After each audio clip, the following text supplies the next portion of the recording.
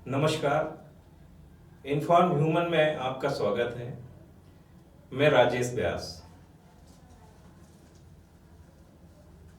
Inform human में हमने 12 स्थायी कॉलम शुरू किए हैं। इन कॉलम के तहत आज पहला जो कॉलम है वह है नगरस्य गौरवम।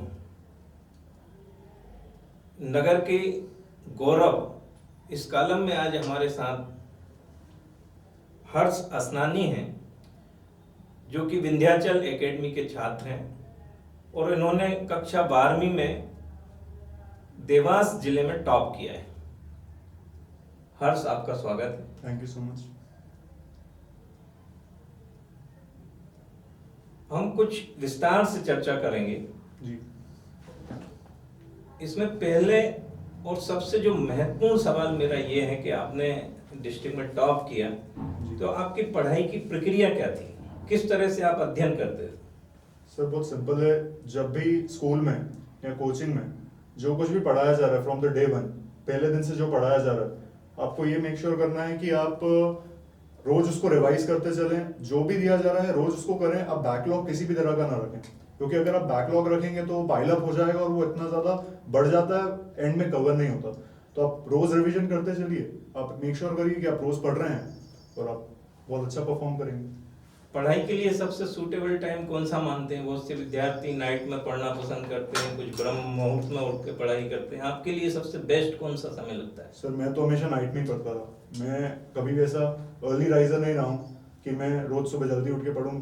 मेरे हिसाब से जो सूटेबल टाइम जिसमें आपकी प्रोडक्टिविटी सबसे ज्यादा हो, आपको उसमें ही कवर करना चाहिए। चाहे भले आप रात में बैठ के पढ़ रहे हैं या सुबह जल्दी उठ के पढ़ रहे हैं। रिलैक्सेशन के लिए लगता है कि आपको पढ़ाई के साथ साथ कुछ दूसरे एक्टिविटीज करना चाहिए जिससे आपका माइंड रिलैक्स होता रहे? जी सर, बिल्कुल। रिलैक्सेशन के लिए मैं बोलूंगा कि अगर आप टेक्निक्स, जैसे अगर आप आधा घंटा पढ़ रहे हैं तो आप मेक श्योर करिए कि आप 10 मिनट का ब्रेक, ऐसे ब्रेक्स, शॉर्ट ब्रेक्स लेके पढ़ें। तो आपका रिटेंशन या जो आप याद कर रहे हैं वो आपको ज्यादा टाइम तक याद रह पाएगा। अगर आप ऐसा नहीं कर रहे हैं तो आप पढ़ते जाएंगे बट आपको ये रियलाइज नहीं होगा कि आप इवेंचुअली भूल रहे हैं। तो आप मेक श्योर करें कि आप जो भी पढ़ रहे हैं आप उसको प्रॉपर ब्रेक्स देके पढ़ें। भले आप 45 मिनट्स पढ़ रहे हैं तो आप भले 10 मिनट का ब्रेक लीजिए, फिर पढ़िए। दूसरा मेरा सवाल ये है कि अध्ययन के दौरान मोबाइल का कितना उपयोग करते हैं? सर, मेरा मानना है कि मोबाइल का यूसेज डिपेंड करता है फ्रॉम पर्सन टू पर्सन। मतलब मेरा मानना है कि अगर आप मोबाइल यूज करिए, मना नहीं है उसके लिए, बट आपका जो एकेडमिक्स है या जो आपकी पढ़ाई है वो किसी भी तरह से कॉम्प्रोमाइज नहीं होनी चाहिए। अगर वो कॉम्प्रोमाइज हो रही है तो फिर गलत है। मैंने यही मेक श्योर करा था कि मैं मोबाइल भले यूज कर रहा हूँ बट मेरा एकेडमिक लॉस उससे कभी नहीं हुआ।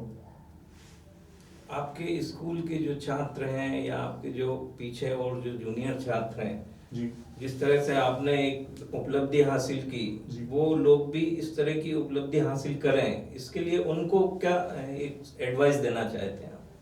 सर, एडवाइस यही है कि 12th एक ऐसी क्लास होती है जिसका इंपॉर्टेंस आपको समझना पड़ेगा। कि एक सबसे इंपॉर्टेंट क्लास बोली जाती है आपके, जब आप पढ़ना चालू करते हैं और आपकी पढ़ाई जब खत्म होती है। तो सबसे पहले तो इस इंपॉर्टेंस को रियलाइज करिए कि एक इंपॉर्टेंट क्लास है और हमको इसमें पढ़ाई को लेकर कोई भी कॉम्प्रोमाइज नहीं करना है। अगर पहले आप वो एक एटीट्यूड डेवलप करते हैं, वो एक माइंडसेट डेवलप करते हैं, तो वो बहुत काम करता है, आपको पुश फॉरवर्ड करता है कि हाँ, मुझे परफॉर्म करना है। तो अगर आप उस माइंडसेट को लेके चलेंगे तो आप कभी भी पीछे नहीं रहेंगे। और पढ़ाई को लेके बोलना चाहूंगा कि प्रैक्टिस इज द की। जैसे मैंने आपसे जिक्र करा कि अकाउंटेंसी जैसा सब्जेक्ट, मैं कॉमर्स में मैंने अपना 11th-12th पास करा है।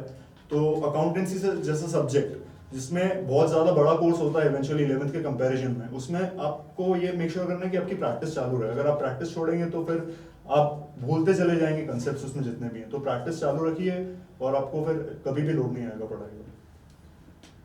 प्रैक्टिस महत्वपूर्ण है बहुत ज्यादा, स्पेशली प्रैक्टिकल सब्जेक्ट्स के लिए। जिनका मैथ्स है उनके लिए मैथ्स में भी प्रैक्टिस इक्वली इंपॉर्टेंट है। थ्योरी सब्जेक्ट्स में होता है कि आप थ्योरी एक बार पढ़ लेंगे बट आपको भी इसको इवेंचुअली रिवाइज करते रहना है। तो आप थ्योरी भूलते जाएंगे और फिर आपको लगेगा कि मैंने ये कभी याद ही नहीं करी थी या मैंने पढ़ा ही नहीं था। तो आपको रिवाइज करते चलना है।